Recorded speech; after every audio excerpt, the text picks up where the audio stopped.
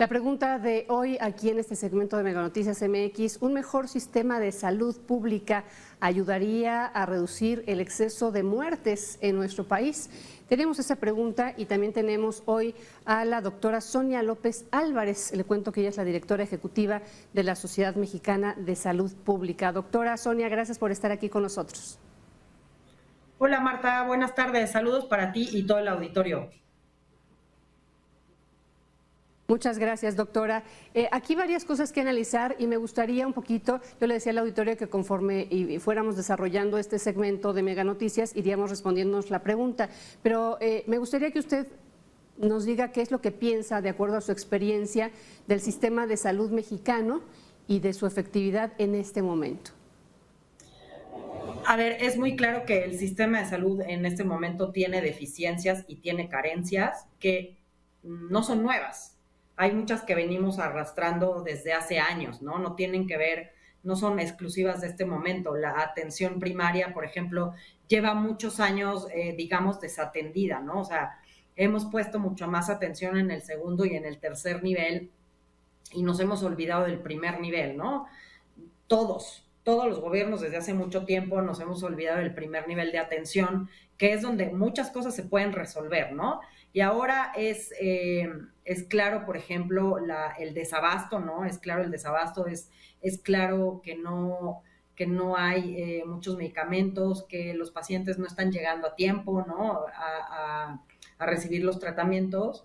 Entonces, pues eso merma la salud de la población. Entonces, pues sí estamos en un déficit de tratamientos, sí estamos en un déficit de, no puedo decir que de infraestructura, pero sí pues de médicos, que es claro, ¿no? O sea, la OCDE, la Organización Mundial de la Salud, dice hay que tener X número de médicos y pues somos menos, ¿no? Y además también hay que recordar que pues luego estamos centralizados nada más en algunas zonas y no estamos repartidos por todo el país, ¿no? Por diferentes circunstancias que no son tema de esta charla y que se vio en la pandemia, por ejemplo, ¿no? En la pandemia vimos que, pues, por ejemplo, los intensivistas estaban más concentrados en una zona, los neumólogos estaban más concentrados en una zona y luego en zonas más alejadas no había, ¿no? Entonces, sí hay cierta fragmentación dentro del sistema, que yo creo que ha habido muchos esfuerzos por mejorarlo, ha habido muchos esfuerzos por juntarlo, ¿no? Y sin embargo, no lo hemos conseguido, no se ha conseguido, ¿no? Yo creo que esfuerzos ha habido muchos, pero creo que no hemos llegado ahí, ¿no? Entonces, todavía hay mucha deuda para la población. Y que aquí...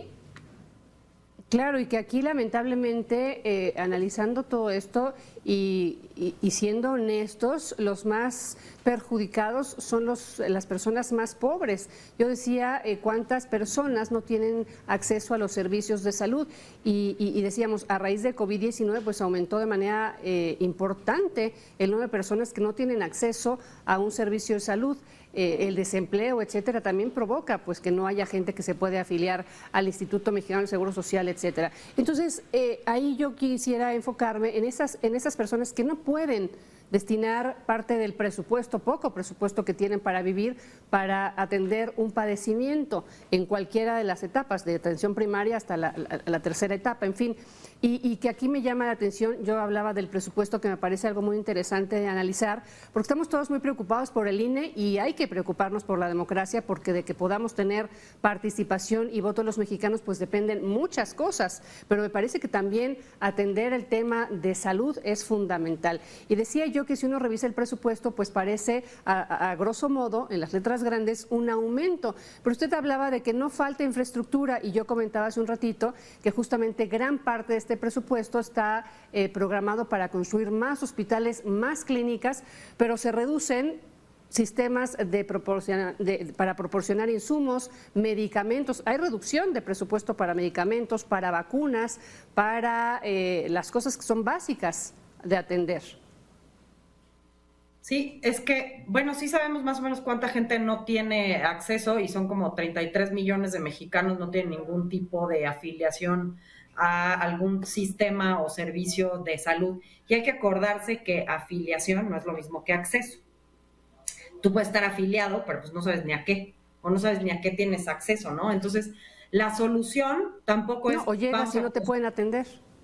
No, o llegas y lo que necesitas no hay ahí, ¿no? O sea, el servicio que tú necesitas una mastografía, no, aquí no hay, ¿no? Entonces, o sea, puedes tener la afiliación, pero no hay el servicio o el acceso a lo que tú necesitas.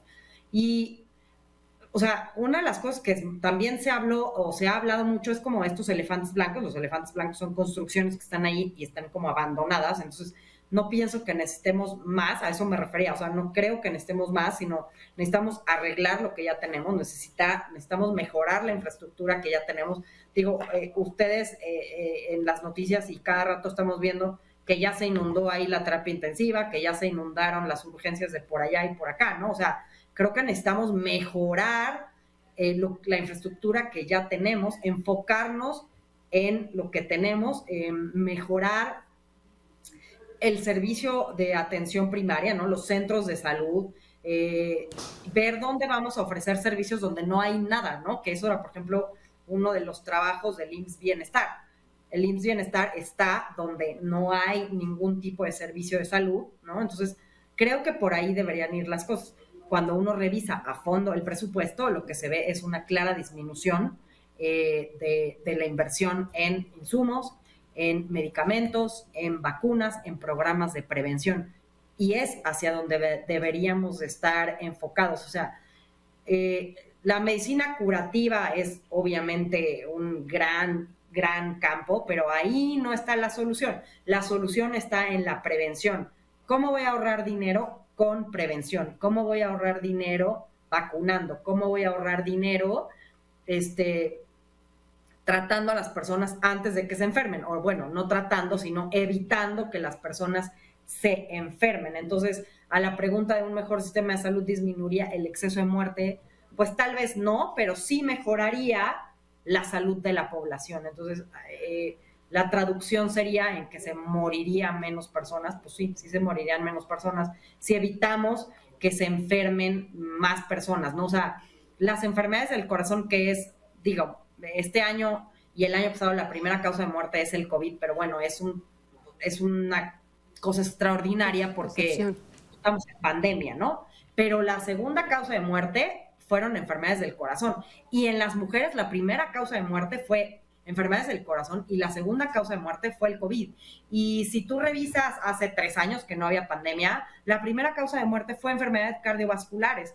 Y si revisas a lo mejor hace 5 años, la primera causa de muerte fue enfermedades cardiovasculares. Entonces debemos de enfocarnos en la prevención de, a lo mejor no puedes prevenir las enfermedades cardiovasculares como tal, pero sí puedes prevenir los hábitos poco saludables que te llevan a las enfermedades cardiovasculares. Los factores de riesgo. Los factores de riesgo. Entonces, creo que deberíamos estar enfocados en la prevención. Y creo que lo escuchamos todos los días en las noticias, etcétera, pero pues por algún motivo no lo estamos haciendo. La segunda causa de muerte en todos, hombres y mujeres, es la diabetes. Y la tercera son los tumores malignos. Algunos sí se pueden evitar. Hay cosas como, o sea, genéticas que no puedes, o sea, no te puedes quitar el gen, pero sí puedes evitar, sí puedes evitar fumar, sí puedes evitar muchas cosas, ¿no? Y siento que no estamos haciendo tantas campañas con hábitos de educación en esto. Uh-huh. Sí, la verdad es que estos 3 que nos menciona, tanto enfermedades cardiovasculares como diabetes, bueno, por lo menos esas 2 primeras sí o sí se pueden evitar teniendo buenos hábitos, y eso sí nos toca directamente a la población y obviamente digamos, a las campañas que puedan llegar de manera eficiente y también los servicios alrededor, porque a lo mejor yo tengo acceso a alimentación sana, etcétera, pero mucha gente no la tiene, sobre todo en estas brechas de desigualdad que existen en México. Pero me parece que es un asunto fundamental atender esto. En fin, muchísimas gracias, doctora Sonia. Gracias a ti, Marta. Un saludo a ti y a todo el auditorio.